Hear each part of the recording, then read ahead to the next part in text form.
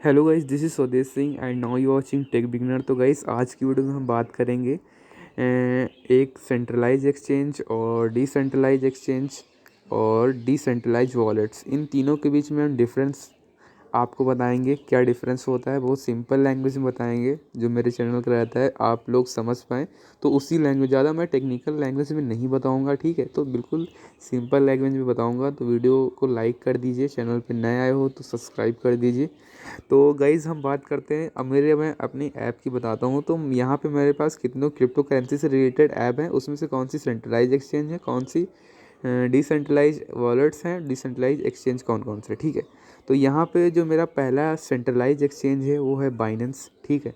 तो Binance guys, आपको simple समझ लीजिए। बाइनेंस पे आप अकाउंट बनाते हैं तो वहाँ पे आपको मेल आईडी की ज़रूरत पड़ती है, ठीक है। मेल आईडी की ज़रूरत पड़ती है और यहाँ पे आपको कंट्री सेलेक्ट करना होता है, आपको एड्रेस प्रूफ्स भी देना पड़ता है केवाईसी के लिए, सब कुछ आप देते हैं।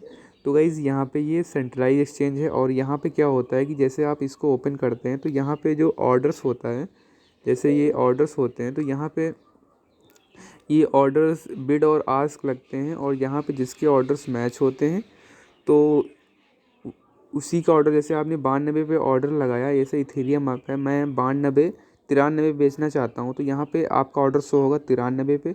अगर 93 पे, अगर जो सेलर भी 93 पे बेचना कोई चाह रहा था तो आपका ऑर्डर ऑटोमेटिकली मैच हो जाएगा। तो यहाँ पे इस तरह काम होता है, ठीक है। और इसमें जैसे कोई इंडियन एक्सचेंज है, आपको जैसे जेपे है और वजीर एक्स हैं, ये सारे गाइस एक्सचेंजेस हैं, ये सारे सेंट्रलाइज एक्सचेंज हैं, ठीक है। तो इनमें जैसे इंडिया अगर जो यहाँ पे क्रिप्टो करेंसी बैन करता है तो ये सारे जो एक्सचेंजेस हैं, ये सब क्रिप्टो करेंसी यहाँ पे बिल्कुल वो हो जाएगा। जैसे यहाँ पे जैसे कोई बाहर का एक्सचेंज है तो यहाँ पे वो क्या कर देंगे, गवर्नमेंट उस एप्लीकेशन को बैन कर देगा। तो यहाँ पे वो यहाँ पे परफॉर्म ही नहीं कर पाएंगे।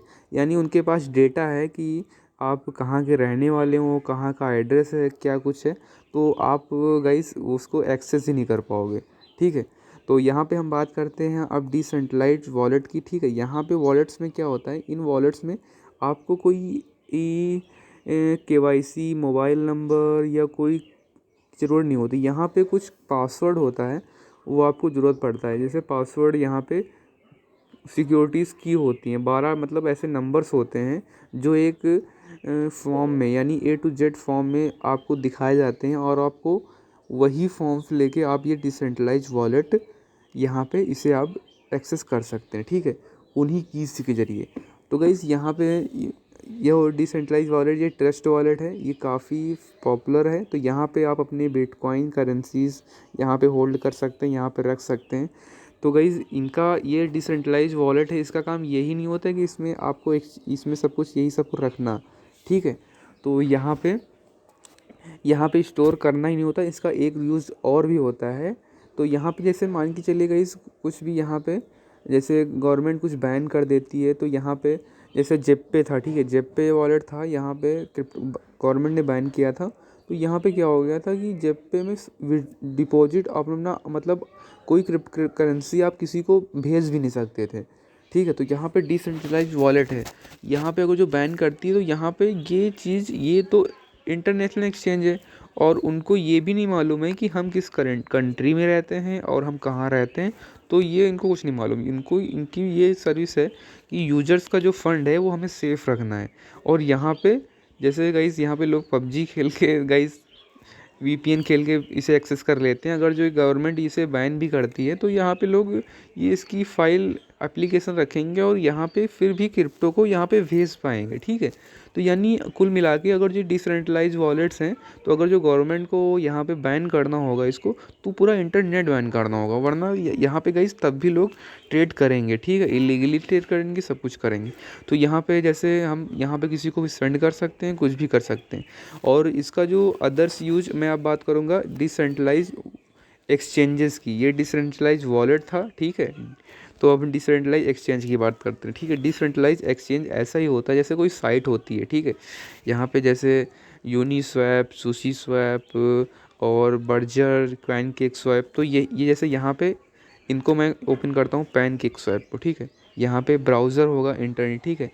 तो यहाँ पे बिल्कुल इंटरनेट की तरह एक साइट खुलेगी, ठीक है। ये वेबसाइट हो गई, ये वेबसाइट ओपन हो जाती है यहाँ पे, और यहाँ पे देख सकते हैं ये डिसेंट्रलाइज एक्सचेंज है, यानी यहाँ पे कोई आईडी कोई कीज़ की ज़रूरत होती नहीं है, ठीक है। यहाँ पे आपको आप कुछ भी खरीद सकते हैं, कुछ भी बेच सकते हैं, कोई भी करेंसी को किसी में भी कन्वर्ट कर सकते हैं। तो इसमें आपको कोई डॉक्यूमेंट्स, कोई वेरिफिकेशन, कोई सिक्योरिटी चीज़ को ज़रूरत नहीं होती है। इसको आपको पहले अपने वॉलेट से कनेक्ट करना होता है, डिसेंट्रलाइज वॉलेट से, कोई भी वॉलेट हो गया, और तब आपसे इसमें ट्रेडिंग कर सकते हैं। जैसे मैं आपको यहाँ पे क्रोम में दिखाता हूँ, ठीक है, क्रोम में दिखाता हूँ। जैसे यहाँ पे डिसेंट्रलाइज एक्सचेंज को मैं सर्च करता हूँ, ठीक है। बहुत सारी डिसेंट्रलाइज एक्सचेंज है, यहाँ पे मैं सर्च करता हूँ यूनिस्वैप को, ठीक है। यूनिस्वैप को सर्च करता हूँ, ठीक है। जैसे मैं इस पर क्लिक करूँगा तो यहाँ पे देखेंगे गाइस कि यहाँ पे आपको कोई अकाउंट बनाने का साइन अप या साइन इन का ऑप्शन ही नहीं मिलेगा। यहाँ पे मानी आप कोई अकाउंट वकाउंट कुछ बना ही नहीं सकते हैं।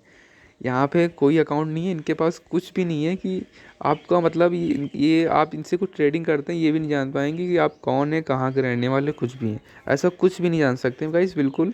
ये आपको वॉलेट से कनेक्ट करना होगा और आप यहाँ पे एक्सचेंजेस कर सकते हैं। यही चीज़ आप यहाँ पे मैं ट्रस्ट वॉलेट में यहाँ पे इंटरनेट ब्राउज़ करके कर रहा था, तो यहाँ पे पैनकेक स्वैप है, यहाँ पे मैं यूनिस्वैप भी खोल सकता हूँ। जैसे यहाँ पे यूनिस्वैप खोल लूँ तो यहाँ पे यूनिस्वैप में खोल सकता हूँ, ठीक है। यहाँ पे मैं यूनिस्वैप खोल के दिखाता हूँ आपको। तो यूनिस्वैप को खोल दिया गाइस मैंने। तो यहाँ पे मैं कुछ भी खरीद सकता हूँ, कोई भी crypto currency, bitcoin, Ethereum, ripple, कोई भी कॉइन करेंसी मैं खरीद सकता हूँ, ठीक है गाइस। ये बिल्कुल इजी है, ये मैं इसके डेडिकेटेड वीडियोस बना चुका हूँ। तो गाइस उम्मीद है आपको ये डिसेंट्रलाइज एक्सचेंज क्या है मैं अभी फिर से बता देता हूँ। डिसेंट्रलाइज एक्सचेंजेस में आपको कोई कोई पासवर्ड, कोई साइन अप कुछ नहीं होता है। इसको आपको डिसेंट्रलाइज वॉलेट से कनेक्ट करना होता है, तब जाके आप इसमें कुछ बिटकॉइन, कोई भी करेंसी, उसका आदान प्रदान, यानी कोई करेंसी दे के आप रिपल खरीद सकते हैं, रिपल दे के कुछ भी ऐसे बाई कर सकते हैं। तो गाइज इसी तरह काम करता है। और यहाँ पे गाइज ये ट्रस्ट वॉलेट, यहाँ पे जो आप वहाँ पे ख़रीदते हैं, जैसे वहाँ डिसेंट्रलाइज एक्सचेंज पे, तो वो आपके यहाँ पे स्टोर हो जाता है। जैसे आपने वहाँ पे यूनिस्वैप पे कोई कुछ भी ट्रेड किया, कुछ भी ख़रीदा, तो यहाँ पे आपको यहाँ पे शो हो जाएगा। तो गाइज़ उम्मीद है आपको वीडियो अच्छा लगा हो लाइक करना, शेयर करना, चैनल को सब्सक्राइब करना। इसी तरह मैं आपको सिंपल लैंग्वेज में समझाने का ट्राई करूँगा। तो मिलते हैं अपनी अगली नई वीडियो में, तब तक के लिए दोस्तों नमस्कार, जय हिंद, जय भारत।